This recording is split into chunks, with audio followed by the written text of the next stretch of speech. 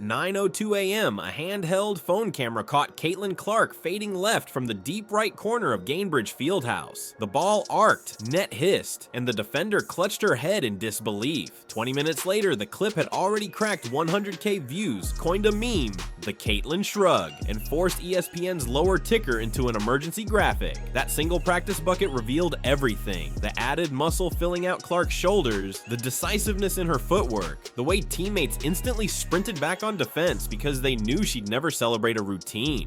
Practice? She'd laugh later. No, this is the dress rehearsal for a parade, and the league felt the tremor. Leaked footage kept pouring out. One take, no edits, 3 straight logo threes, a whip pass to rookie Michaela Timpson that sliced 2 help defenders, sprint back, call out a coverage. Coaches didn't flinch, they expected the circus. When Clark finally missed, strength coach Sarah Kessler barked, "Next rep," and Clark answered with a grin that said the miss was the fluke. Fans flooded X with "unreal." Teammate Lexi Hull simply posted a popcorn emoji, but the origin of that dominance was months in the making.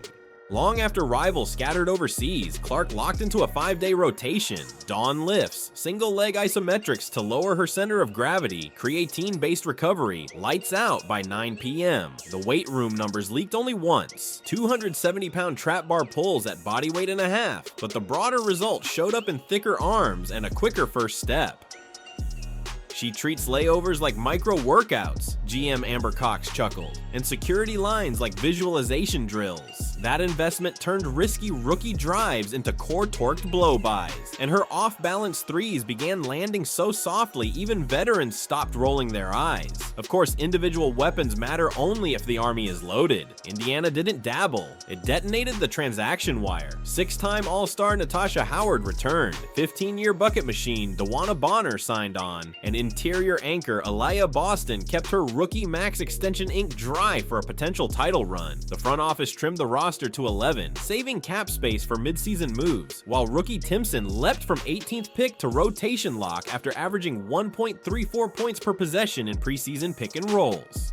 Media marketed May 17th as Clark vs. Reese 2, a sequel to their viral NCAA title clash. Truth, they've barely spoken since. Clark calls it mutually respectful, Reese shrugs, haters gonna hate. But every promo spot still freeze frames their stare downs and sells tickets by the thousand. The WNBA, craving eyeballs yet wary of toxicity, rolled out a new no space for hate AI scrubber that shadow bans racist or misogynistic slurs before they trend. Commentators call it progress. Trolls call it censorship. Either way, league brass knows rivalry sells, but only if the stars stay shining. And the first collision line item is finally upon us. Saturday, May 17th, 3 p.m. Eastern Time, ABC. Fever probable: Clark, Mitchell, Bonner, Howard, Boston. Sky probable: Atkins, Banham, Nurse, Reese, Cardoso. Indiana won 3 of 4 last year, but Chicago's added 7 inches of average front court height. Stephanie White's game plan is blunt: swarm the glass, race the break, drain the triple. Without Cunningham's energy, rookie Timpson may eat vital minutes as the designated chaos agent. Eyes also lock on whistles. Viral non-calls on Clark's rookie year elbows turned into millions of social view impressions. Officials know a swallowed whistle could ignite the algorithm in seconds. Expect an early tech, maybe 2. But tonight is bigger than a single win. Betting markets list Clark as the preseason MVP favorite, Reese as most improved dark horse, Boston top 3 for defensive player, and the Fever 3rd best title odds behind Las Vegas and New York. League execs whisper that gate revenue, new media deals, and even expansion votes may hinge on how loudly May's opener pops. 5 more Clark-Reese matchups lurk on the calendar, each spaced roughly a month apart, ripe for episodic storytelling. If the product lives up to the chatter, the W could shatter 2024's record-breaking ratings, and that loops us back to one last look at the hardwood.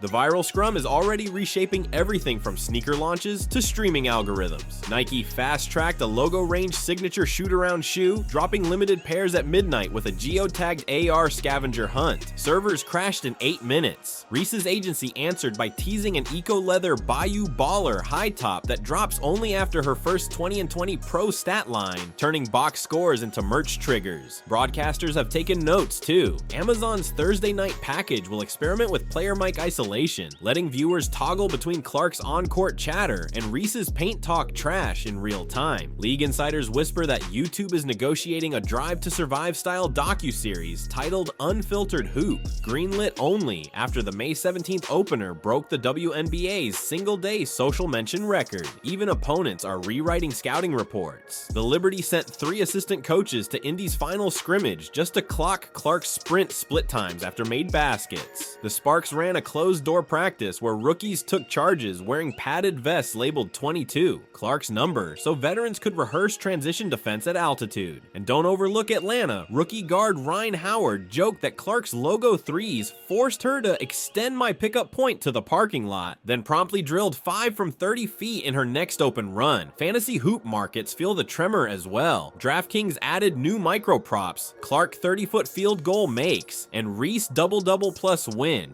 spiking handle by 34% in April alone. That money flow, small by NBA standards, still has advertisers rerouting summer budgets toward W content for the first time in a decade. The domino effect is clear. Every time Clark leans back for a logo bomb, or Reese yanks down a grown woman rebound, a ripple runs through sneakers, streaming, and salary projections. And the rest of the league, they're sprinting to keep pace, because in 2025, a single viral moment can rewrite balance sheets overnight. Which brings us back to the hardwood, the ball, the glare. 4 hours before tip-off, Clark sits alone on the sideline, palms pressed together, eyes unblinking at an empty rim.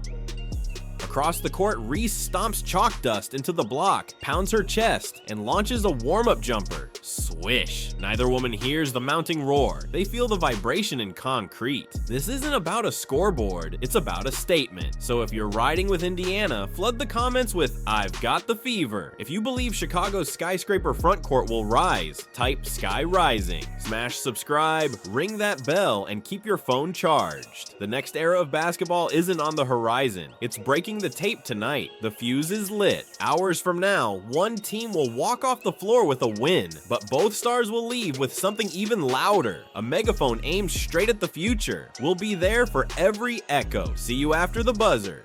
But before you swipe away, one quick challenge. Scroll back to the top of your feed and count how many Clark or Reese clips you've already watched today. Bet it's more than 5. That's the title pull of a rivalry done right. One that drags every hoop head into its orbit. So here's the deal. Drop your personal highlight prediction in the comments. Logo triple, flex and 1, or glass shattering block, and then come back tomorrow to see who nailed it. We'll pin the most accurate call and shout you out in the next breakdown. Until then, keep the notifications armed